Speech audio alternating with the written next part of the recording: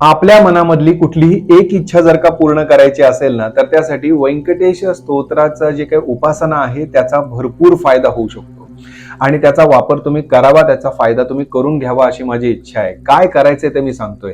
21 दिवसाची ही उपासना आहे. स्त्री आणि पुरुष दोघेही करू शकतात.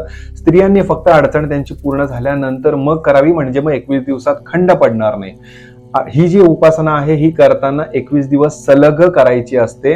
त्यामुळे त्याप्रमाणे दिवस निवडून तुम्ही कोणत्याही दिवशी सुरू करू शकता. मध्यरात्री 12 वाजता देवासमोर बसावं, हातपाय तोंड धुवून शांतपणे धूपदीप लावावा, निळ्या रंगाचं आसन घ्यावं आणि व्यंकटेश स्तोत्राचं आपल्याला वाचन करायचंय. त्यावेळेस हे कमीत कमी 21 वेळेस करायचंय, असं 21 दिवस करायचंय.